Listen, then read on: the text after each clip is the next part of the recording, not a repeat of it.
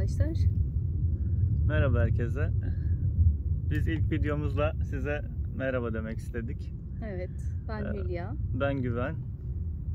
Burada İskilip'teyiz şu an. Yola çıktık biz aslında ama videomuzu daha yeni çekebildik. Aracımızı tamamladık ama eksikleri de var.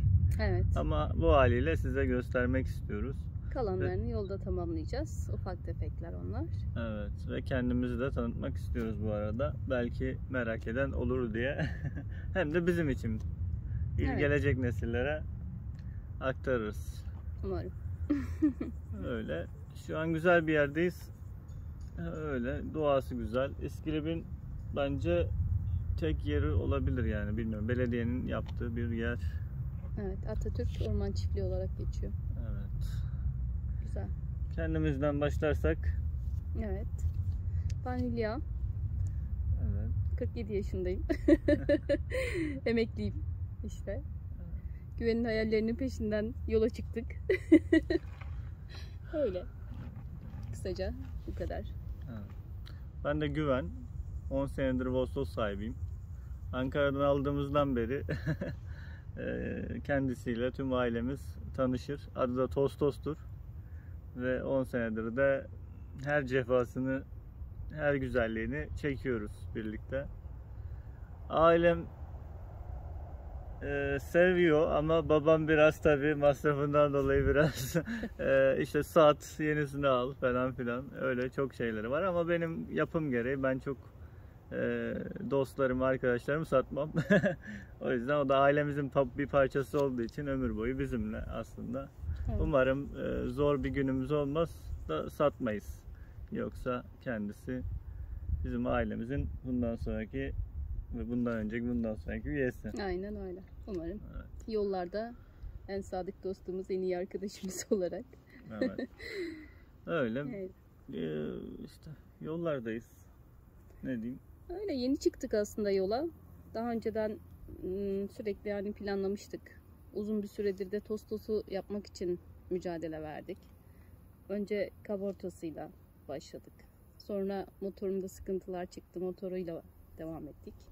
Daha sonra da iç dizayn, tasarım, karavan dönüşümü gibi bir süreçlerde geçtik.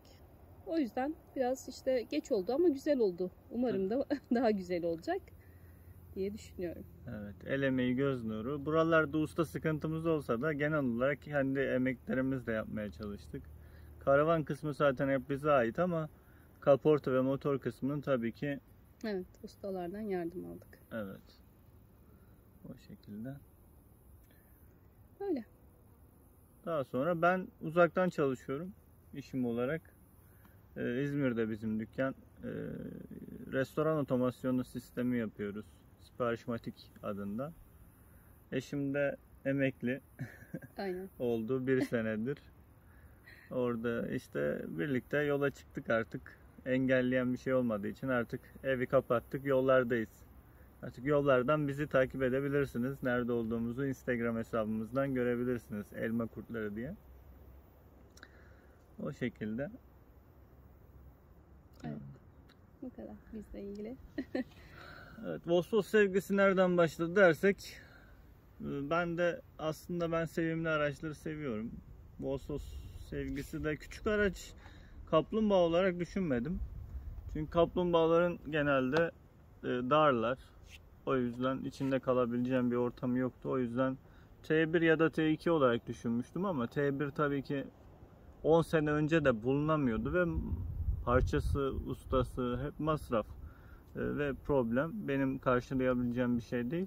O yüzden T2 alma kararında bulundum. O zaman epey bir maceralı bir olay olmuştu. Biz plakasını 05 yapabilmek için ilk önce ben kendi tek başıma işte Amasya'ya, memleketimize geldik. İkametgahı buraya aldırıp buradan da Ankara'ya gitmiştim aracı almak için. Ailem de Ankara'ya gelip satışı öyle almıştık. Plakayı değiştirebilmek için. Tabii önceki plakası 06 ve TR'sizdi. Tabii orijinal plakası mıydı bilmiyorum ama hala duruyor şey olarak, yani fotoğraflarda var. Ama eski sahiplerini tabii ki tanımıyorum. Aldığım kişiyi de sadece o gün gördüm. Ondan sonra bir daha iletişim kuramadık. Çünkü kendisi telefonlarımı da açmadı. O şekilde bir durum. Öyle. Sizin Vosvos sevginiz var mı? Öyle. Ne zamandır başlıyor? Evet, benim Vosvos sevgim seninle başladı. Oo. Aynen, Güven'le ilk tanışmamız bir kampta oldu zaten. Tostos'la beraber bizi kampa götürmüştü. Evet. Öyle oradan işte Tostos'un sevimliliğinden falan. Bir Sonra kampta dediğimiz de şöyle, normalde kampa giden bir arkadaş değil, benim zorumla işte. Ben götürdüm yani, öyle ortak bir kampta buluşmadık. O şekilde, ondan sonra da zaten konuşarak anlaştık. Öyle bir durum. Evet. Öyle. 2 senedir evliyiz. Ve 2 senedir de aslında Tostos için uğraşıyoruz, yollara çıkmak için. Öyle bir durum. Evet. Başka? Başka bir şeyimiz yok. Tostos'u gösterelim, tanıtalım. Öyle. Evet. Daha sonra belki diğer videolarda da işte daha geniş kapsamlı konulara değinebiliriz. İşte 10 senedir neler yaşıyoruz, yolda kaldık mı yoksa ya da gelecek kamplarımızda, yol anılarımızda bunlardan da bahsederiz zaten, çok önemli değil. Belki başkalarıyla sohbet ederken açılır. Yoksa çok da gün yüzüne çıkartmamak gerek bazı konularda, çünkü insanların kalbi kırılır. Sonuçta Vosvos camiasında iyisi de var, kötüsü de var. Kazık atanı da var, yardım edeni de var. O yüzden Güzel gerek yok. Güzel şeylerden bahsedelim biz yine. Evet. Yani. Şimdi araç tanıtımına geçelim. Arkamızda ve çevredeki işte Tostos'umuzun bizden araç taşıdığı arkadaşlarından bahsedelim. Evet. Evet. Evet. Aracımız 1974 model B kasa. Ambulans çıkması aslında. Diyanet İşleri'nden ambulans olarak çıkmış zamanında. Öyle biliyorum. Daha sonra da birisi almış. Ondan birisi, ondan da ben. Tabii kaçıncı birisi bilmiyorum. O şekilde. Aracımız rengi aslında krem. Ambulansların zaten o zaman kremdi ama biz biraz daha açık bir rengi, işte Volkswagen beyazına boyattık. Daha açık bir renk olduğu için daha hoşumuza gitti. Daha sonra dediğim işte stepnesi içindeydi aslında, ön koltuğun altında. Biz önüne taktık çünkü ön koltuğun altına LPG tüpünü taktık ama kullanıyor musunuz diye sorsanız kullanmıyoruz. Ondan sonra güneş panelleri, terasımız var. Bunlara tek tek değiniriz ama kaba taslak olarak işte önünde ve arkasında 220 watt ikişer tane panelimiz var. Bunları terasın altına koyduk çünkü yerimiz olmadığından. Aslında yerden fazla üste çıkıp oturabilmek istedik. Hem de eşyalarımızı koymak için bir sandığımız var. O şekilde. Bunlar öne arkaya açılıyor. Hepsi birbirine paralel bağlı. 100 amper bir MPPT şarj cihazımız var. 200 amper de lityum polimer akümüz var. O şekilde enerjimizi karşılıyor. Evet. Daha sonra şu yanındaki stickerlardan falan bahsedeyim. Tabii kapıyı kapatabileceğim. Gözüküyor mu bilmiyorum ama. Evet. Bu şekilde bir stickerımız var. Bu aslında yabancı bir Vostos'umuzda var. Belki görmüşsünüzdür Instagram'da. Ondan özendik de yaptık. Tabii ondan aslında izin almak istedik ama kendisine mesaj attığımızda cevap vermedi. Vermeyince de biz de kendimiz artık burada yapalım dedik. O şekilde. Ama onun renklerine uymuyor. Sarı, turuncu, bordo bizimki. Lastik jantlarımız da bordo. O şekilde bir tasarım yapmak istedik. Daha sonra dışında işte tentemiz var. Bu aslında tentemiz store perdeden. Bursa'da bir firmadan yaptırdık. Kumaşı içinde bildiğin çuval. Çuvalın oraya sipariş ettik firmaya. Onlar sağ olsunlar kesip içine taktılar. Daha sonra bunun içe de girip çıkması için, yani açılıp kapanması için daha doğrusu buradan normal store perde gibi açıyoruz. Daha sonra altındaki çubuklar sayesinde 2,5 metre açılabiliyor öne doğru. 4 metrede yandaki arabaya kadar, yanda bir araç varsa eğer, ona bağlayabiliyoruz çubuklardan çıkartıp. Eğer çubuklardan söktüğümüzde ise böyle geri kapatayım. Buradan kapatması otomatik. Çubuklardan söktüğümüzde ise aşağı indirdiğimizde projeksiyon perdesi oluyor. Bizim projeksiyonumuz da var o şekilde. Daha sonra işte burada dört tarafında 4 tane lambamız var. 35 watt. Gayet iyi aydınlatıyor. Telefon üzerinden kontrol edebiliyorum. O sistemi de kendim yazdım. 4 ayrı ayrı açılabiliyor. Zaten aracın içindeki tüm elektrik sistemini telefon üzerinden kontrol edebiliyorum. Depoların doluluğunu, boşluğunu, su sıcaklığını falan hepsini görebiliyoruz. Güvenlik kameralarımız var 4 tarafında. Hem geri görüş kamerası olarak hem de aracı park ettiğimizde güvenlik kamerası olarak kullanıyoruz. Sürekli kayıt halinde ve uzaktan izlenilebiliyor. İçinde de Superbox'ımız var. Onunla 7/24 istediğimiz yerden izleyebiliyoruz. İçini Hülya tanıtacak da ben arkaya geçeyim. Arka tarafında şöyle bu şekilde bir motor aparatı yaptık. Bunların hepsi Sigma profilden kendi tasarımımız. Kendim yaptım. Bu aslında girip çıkıyor arabanın altına ama uğraşmıyoruz. Sabit şekilde duruyor. Lambaları falan aynı şekilde arka stoplara bağlı. Çeki demirinin karavanlarda bilirsiniz elektrik soketinden 3 alıp onu yakıyoruz. Plakayı da aracın arkasından söküp burada gözükür. Bilenler bilir, o soslarda bilmeyenler de göstereyim. Burada plakamız vardı. Onu da söküp arka tarafa taktık. Üçüncü bir plaka bastıramıyormuşuz çünkü çekme bir karavanımız olmadığı için o şekilde. Belki çekme karavanlarda da aynıdır. Yani aracın arka plakasını çekme karavana takılıyordu. Daha sonra motor için rampa yaptık. Daha kolay indirip bindirebilmek için. Kilidimiz var. Motoru güvenli olarak üzerine koyduğumuzda kilitliyoruz. Çalınmamasına karşın. Aynı zamanda kayışlarımız var. Onları daha sonra gösteririz. Onlarla da bağlıyoruz. Burada arka taraftaki panelimiz de burada. İki tarafı da açtığımızda iyi bir elektrik üretimimiz oluyor. Yani 1-2 saatte aslında tüm akümüz doluyor. Daha sonra motorumuz yakınlaştırırsan 1.6 sıfır toplandı tüm parçalarıyla. İzmit'te Melih ustamız var. Sağ olsun o topladı. Şu ana kadar bir problemimiz yok. Aracın aküsü orada. Yeni aldık onu da. Köşede. O da yaşam aküsünden bağımsız ama ileride yaşam aküsünü de şarj etmek için araba çalışırken o sistemi de kuracağım. Hani para verip almak istemiyorum. DC şarj kontrolleri var ama dünya para. Elimden geldiğince kendim yapmaya çalışıyorum. Daha sonra burada merdivenimiz var. Bu tarafında da yine göründüğü gibi sticker'ı var. Merdivenimizden terasa çıkabiliyoruz. Ben şimdi tırmanayım ama tırmansam da sandık falan var. Tırmanayım mı? Tırman, sandığı da gösteririz. Sandık. Tırmanma. Güneş panellerimiz açık. Evet. Sallanın yukarıda. Evet. Neyse. Terasını sonra gösteririz. Şöyle ben yukarıdan çektim. Yok, teras var mı? Var işte. Hı. Sandığımız var. Şöyle tekrar oradan başlayayım da onu keser koyarız. Yani burada merdivenimiz var.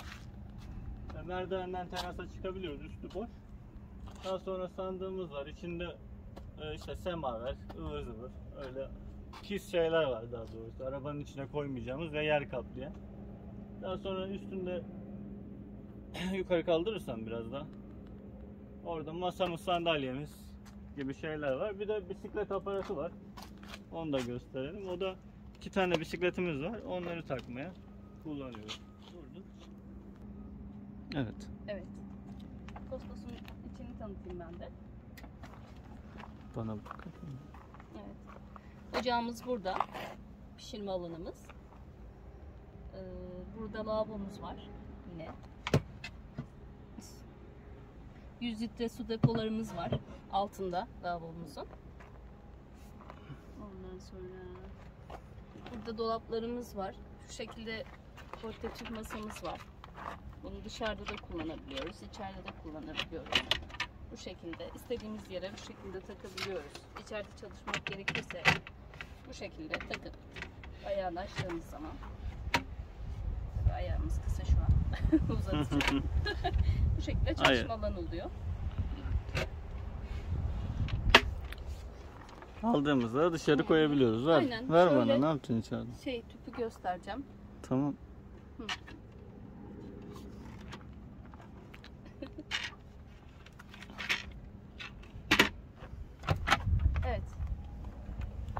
Tabii tüpümüz tüpe erişemeyeceğiz. tüpe Zaten erişemiyoruz. Küçük tamam, tüpümüz böyle falan var. Malzemelerimiz tabii burada. Çok yerimiz kısıtlı olunca her şeyi bu şekilde kullanıyoruz. Burada da portatif tuvaletimiz var. Bu şekilde. İhtiyaç halinde kullanabileceğimiz. Buradaki dolaplarımızda mutfak eşyalarımız. Bütün mutfak eşyalarımızı çok rahat bir şekilde aldı dolaplarımız. Çok geniş. Kendimiz yaptık dolaplarımızı da. Burada da yine aynı şekilde yiyeceklerimiz kavanozlarla. Hiçbir sıkıntı olmuyor yolda giderken. Kavanozlarda herhangi bir kırılma, bir problem, hiçbir şey yaşamıyoruz. Çekmecelerimiz var. Yine aynı şekilde burada mutfak için kullanacağımız her şeyi bizi istediğimiz şekilde karşılıyor. Bas kilit sistemlerini yaptık aynı şekilde çekmecelere de. Çok rahat, hiçbir şekilde açılmadı. Denedik. Bayağı da bir yokuş çıktık. O şekilde. Şurada da baharatlığımız. Böyle küçük, minik. Çok. Altta da yine geniş bir dolabımız var. Böyle her şeyimizi, kışlık yiyeceklerimizi falan alan.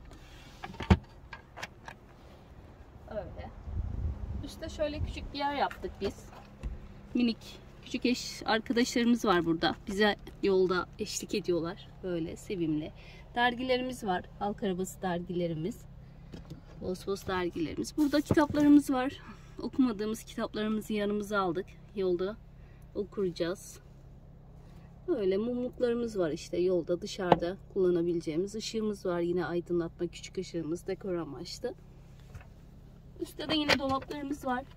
Böyle yine yiyeceklerimizi koyduğumuz bir bölüm. Yine burada da aynı şekilde havlularımız, kıyafetlerimiz geniş bir şekilde her şeyiyle bütün ihtiyaçlarımıza yetiyor. Yani çok rahat bir şekilde yetti.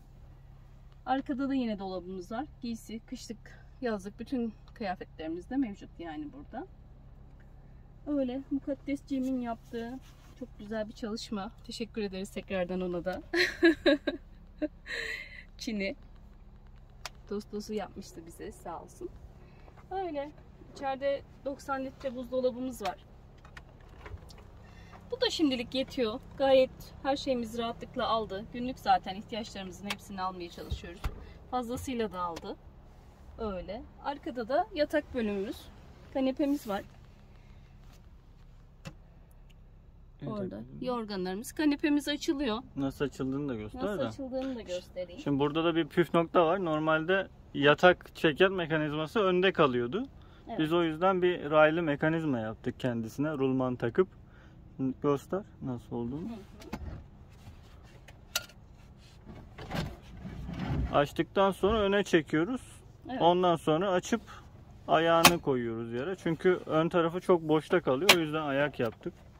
Bu şekilde ayağını koyduğumuzda normal üstüne çıkıp oturabiliyoruz, yatabiliyoruz. Kapatırken de aynı şekilde kapatıp geriye itiyoruz ama. Çünkü normal kapanma şeklinde buzdolabının önüne geliyordu ve buzdolabının açılmasını engelliyordu. Engellediği için de bu şekilde bir sistem kurduk. Daha sonra şu tarafta. Evet. Gerisini sen söyle. Evet. Havalandırmamızın düğmeleri var burada. Havalandırmamız şu üst tarafta. Orasının kapağı açılıyor. Bu aracın şöyle orijinal bir parçası. Düğmeleri de orijinal. Biz sadece bu tarafa taktık. Normalde ortadaydı. Buzdolabının arka tarafında. Evet. Burada USB şarjlarımız var. Yine telefonlarımızı şarj ediyoruz. Laptoplarımızı şarj ediyoruz. Burada da invertörümüz var. İnvertörümüzün açılış düğmesi. İnvertörde de işte yine 220 elektrik kullanmamız gerektiği zaman açıyoruz, kullanıyoruz. Prizleri burada. Prizlerimiz burada, aynen. Webasto var. Webasto'nun kontrol düğmesi de orada. Evet. O da arabanın altında zaten. Mazot deposu da motorun yan tarafında. O şekilde. Onu da oradan kontrolünü sağlayabiliyoruz. Hem de uzaktan kumandası da var. Oradan da açıp kapatabiliyoruz. Evet. Webasto'nun çıkışı da şurada. Aynı zamanda önden de hava çıkartıyor. Ama o sistem belki değiştirebiliriz ileride. Çünkü pek sağlıklı olmayabilir belki. Bakalım. Evet. Perdelerimizi çok önce yapmıştık aslında. Ta Tostos'un ilk zamanlarında. Ama daha sonradan tabii değişmek zorunda kaldı. Ahmet arkadaşımıza da teşekkür ederiz. Perdelerimizi kısalttı. Yeniden düzenledik, işte buraya uygun yaptık dolaplardan sonra. Evet, Vossos Comba Instagram hesabını takip edebilirsiniz. Evet. Onun da videosunu yayınlayacağız yakın zamanda. Aslında bu videodan önce çektik ama Yani ilk bizim kendi videomuz olsun diye bekletiyoruz. Aynen öyle. Başka içiyle ilgili bu kadar. Başka söyleyeceğimiz bir şey kalmadı. Aynen. Duşumuzu Yani. söyleyebiliriz. Dış duşu. Duşumuz var. Onu da gösterelim istersen. Evet. Nasıl olsa müsaitiz.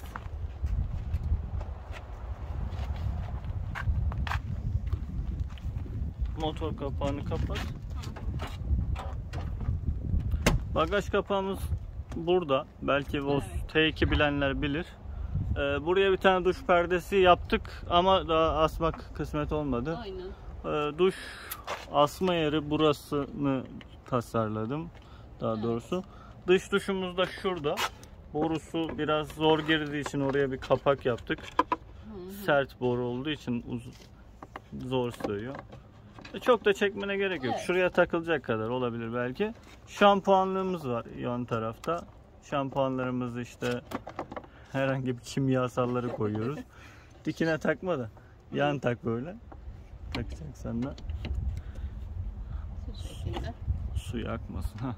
Bu şekilde çevirdiğimizde zaten otomatikman akmaya başlıyor çünkü pul üstte değdiği için. Evet. Arka kısmında bu şekilde. Evet. Aynı zamanda yoldayken işte sıkılmayalım diye ya da şehir merkezlerinde deniz kenarlarında bisiklet sürebilmek için. Şimdi tabii Hülya yeni öğreniyor ama ben uzun süredir bisikletle seyahat ettiğim için, kullandığım için 2 tane bisikletim var. Bir tanesini Hülya kullanıyor. Dağ bisikletini boyu ona yettiği için daha doğrusu. Yarış bisikletini de ben kullanıyorum. İkisini de yanımıza aldık hani birlikte kullanalım diye. Daha sonra işte sulumuz var. Sulu zıplak. Kendisi sarı olduğundan limon ismini vermek istedik ama limonun diğer ismi sulu zıplak olduğu için o da hoşumuza gitti. Bu da bizim minik Honda Today diye geçiyor. 50 cc 2011 model. Bunu da işte kaç sene oldu? Bir sene olmuştur herhalde alalı. Evet. Bir senedir biz de kendisi. Bunu da gezdiriyoruz. Neden? Şehir içlerinde biz Tostos'u çok yormak istemiyoruz. Bizim araç biraz narin adıyla. O yüzden şehir içlerinde aracı park edip daha çok sulumuzla gezmeyi tercih ediyoruz. Şu ana kadar kullanamadık ama daha Çorum'dayız. Büyük şehir merkezlerinde kullanırız. Şu anki şehir merkezleri hep yürüyerek gezilebilecek düzeyde. O yüzden tek imkanımız olmadı. Evet, tanıtımımız böyleydi. Aracımızı beğenmişsinizdir umarım. El emeği göz nuru. Hepsini kendimiz yaptık. Terastır, mobilyadır, ne bileyim motosiklet aparatıdır. Webesto bağlantısı, elektrik, su hepsi kendi el emeği göz nuru. Evet. 2 sene ne kadar? Bir sene diyelim. falan sanayide, Amasya sanayiye gidip geliyorduk sürekli. Atlas Baza'ya da buradan teşekkürler. Çünkü onların yardımı yani verdikleri yardımları olmasaydı bu işi yapamayabilirdik. Aynen. Yani bizim için daha zor olurdu. Kendilerine teşekkürler buradan. Evet. Bizim hikayemiz işte böyle başladı. Evet. Bakalım bundan sonra neler yaşayacağız. Umarım paylaşırız. Hep birlikte devam ederiz yola. Evet. Yani bizi merak ederseniz de sayfamızı takip edersiniz. Ona göre de yorumlarınızı yaparsınız. Seviniriz. Kendinize iyi bakın. Evet. Hoşça kalın. Görüşürüz.